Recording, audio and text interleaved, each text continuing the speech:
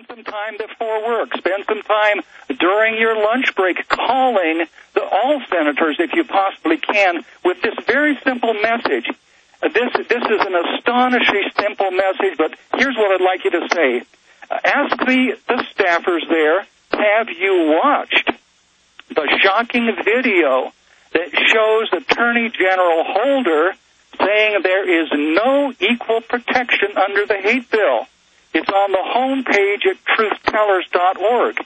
Now, what we want to do, we want to absolutely saturate the Senate of the United States, especially the Democrats as well as the Republicans, with the staffers, the senators, the aides, all watching the Attorney General of the United States now telling the whole world that contrary to what the ADL and Holder have been telling the Democrats, there is no equal justice under this hate bill. There is no reason for the federal government to come down and meddle in local law enforcement because the states are doing a perfectly good job of prosecuting hate crimes.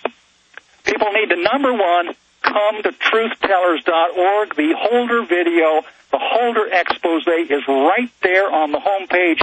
Click off and go on to a journey into hate-filled fantasy land, according to Holder. And then, number two, call these numbers to your members of the Senate and hopefully all 100 members of the Senate. Here's the toll-free number,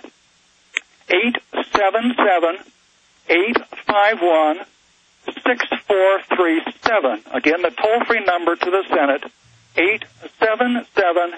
877-851-6437, and the backup toll number is 202-225-3121. Again, that backup number is 202-225-3121. And here again is the simple message you deliver to the staffers. And you don't even have to say you're against the hate bill. Just say, have you watched the shocking video that shows Attorney General Holder saying there is no equal protection under the hate bill? It's on the home page at truthtellers.org. Now, what we're finding is that dozens of staffers are now watching this video. Dozens are reporting that they will watch it and they're going to be recommending it to their senators. We want a totally avalanche Congress, that is the Senate, in the next several days before markup hearing, perhaps on Monday or Tuesday, and a vote perhaps next Wednesday. We want to knock out the pillars underneath the two of the very strongest arguments which the liberals have made for the hate bill. Well, I mean, inherently in Europe, it's only select groups that are protected.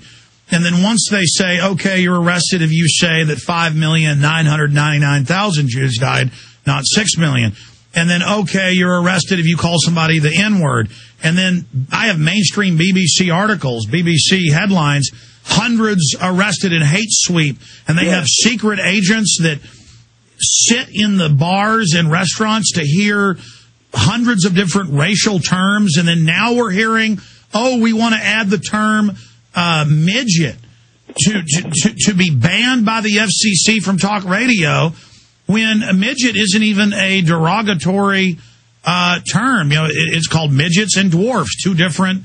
You know, a midget is somebody who's proportionately proper size, their head, their hands, their feet, and a dwarf has a chromosomal disorder.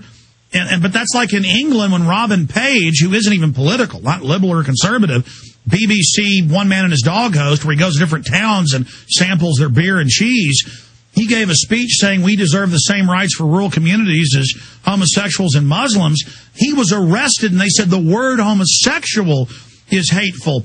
So even scientific terms aren't allowed. It's at their discretion. So once they've done this, now they're saying climate change denial, you need to be arrested. And this is the point I want to raise here. I can see how I'm being set up. And I want you to comment on this and then have the floor and go over this, sir. But I want to inject this here. I'm already experiencing it. When Mr. Poplawski killed the 3 cops a few months ago in Pittsburgh, Pennsylvania, within 2 hours of him killing the cops and then giving up, there was an article in the Pittsburgh Post-Gazette attacking me in the headline by name, saying Poplawski was a fan and I influenced him to do this. Now, it then came out later that they'd gotten his comments off InfoWars, and he'd been on hundreds of sites, Fox News, you name it, and that he was actually attacking me for not being anti-Semitic. But the point is, I talked to the reporter and he's a little guy who works with the local Southern Poverty Law Center. They all have their little pet reporters. Within 2 hours of these cops being killed, they had gone in the computers, their operatives in the police department had fed that to the ADL and Southern Poverty Law Center, but Southern Poverty Law Center specifically had then fed it to demonize me in the news. Same thing with Von Brunn. And then now I have reporters calling me up from national publications, Psychology Today, Wall Street Journal, a bunch of other newspapers where I'm not even calling them back now, going, are you making people kill people? Should your speech be restricted? So I'm now seeing the setup where I've got some of the biggest websites out there. I've got the biggest alternative websites, Infowars.com, PrisonPlanet.com, where it's all about what people say on my message board, or if they tell police they never heard my show, I'm being set up for arrest, exactly what the bill says, the cyberbullying and others, that if you influence somebody, you get arrested. Absolutely. Now, this present bill, the Senate version, will be able to go back 7 years into your past, Alex. Any statement you have made over the past 7 years, which might be construed to have influenced, to aided or abetted the commission of a violent hate crime, you can be tried as a principal in federal court, right along with that person who claims that over the past 7 years he heard Alex Jones say hateful or hurtful things against these protected minorities. And you remember David Irving was indicted and convicted in Austria for statements he made something like 10 years previously. These hate laws want to put a noose, a lasso around everyone who is... Well, this is Soviet mind control. Stay there. I'm going to come back. We're going to play that clip of Holder, a brief clip. The full video is at True Tellers. We've also got it up at Infowars.com and PrisonPlanet.com. Reverend Ted Pike is with us into the next hour. Ladies and gentlemen, I am now the #1 target when these things happen. Just briefly, Ted, what does that mean about my show? I don't even really get into racial stuff and religious things. Why do you think they're after me so bad? Well, they're after you because you are politically incorrect. And communist-style government means that anyone who's against Soviet reality in Russia was indictable and sent off to the Gulag. This really is not just tyranny. This is the most hardcore... All this hate speech stuff is from the Soviet Union. Explain the history of this when we get back and how we beat this bill. Reverend Ted Pike.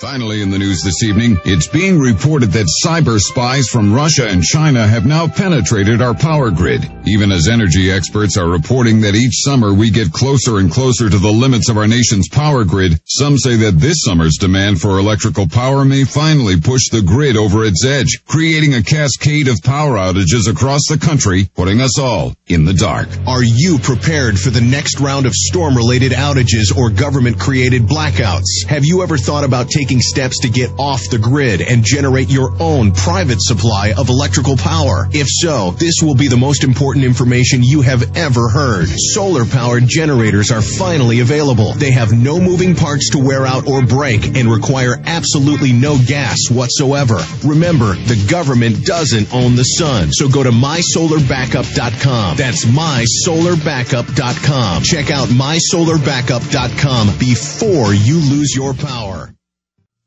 But the point here is, we're going to go back to Ted Pike. I grew up in Dallas, Texas, and I had black friends on the football team, and I went over to their house and hung out on the weekends. And a few times, we were attacked by groups of other blacks going through a neighborhood because I was white. When whites get attacked, and there are many black-on-white crimes that are racially motivated, they don't get a hate crime charge. That's not happening in Europe. You notice, America's bad, our history, i.e. white people are bad. And that's what this is all about. And it's about racial politics. And whites are basically almost already the minority. They're mainly elderly.